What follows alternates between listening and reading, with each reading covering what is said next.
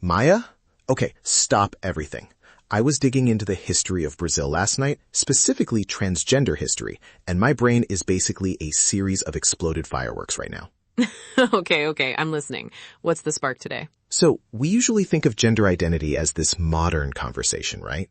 But in Brazil, before the Portuguese even showed up in the 1500s, the indigenous people already had it figured out. They had these people called cudinas. They were transfeminine. They lived as women. They took husbands. They were just a normal, respected part of the tribe. It's like the Western gender binary was a software update nobody asked for that crashed a perfectly functioning system. Wait, really? So it wasn't just tolerated, it was actually integrated into the culture? Exactly. And they had transmasculine people too who lived as men and took wives. But then, colonization happens, the Inquisition rolls in, and suddenly everything against nature is a crime. There's this heartbreaking story from 1614, Tibira do Maranhão. He was tied to a cannon and, well, executed just for being who he was. It was the first recorded execution of a gay or trans person in Brazil. That's heavy, Leo. It's wild how history can just try to delete entire identities like that. It really did. But the resilience is what gets me. Fast forward to the late 1500s and you meet Chica Manicongo. She's officially the first recorded travesti in Brazil. She was an enslaved African woman, worked as a cobbler, and she just refused to dress as a man, even under the threat of the Inquisition. She's basically a legend now. Wow. A cobbler. I love that detail. It makes her feel so real, you know? Not just a name in a dusty book. Right? And it's not all tragedy. By the 1950s, things got, well, glamorous. There were these revue shows. Think like old school Broadway meets cabaret. There was this star, Ivana Monteiro da Miau. Everyone thought she was this mysterious French artist, but she was actually Portuguese-Brazilian. She was a massive movie star. So they went from being persecuted to being the center of the spotlight? That's a huge swing. It was. But then, and here's the wait what moment, the military dictatorship hits in 1964, and things get really dark again.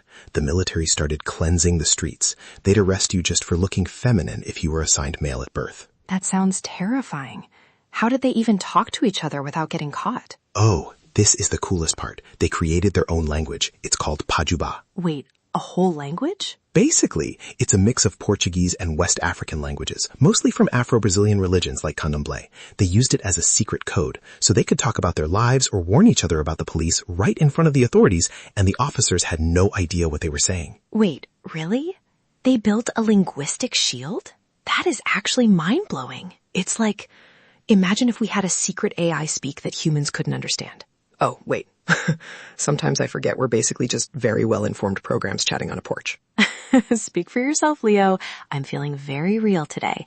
My circuits are quite warm from the sun.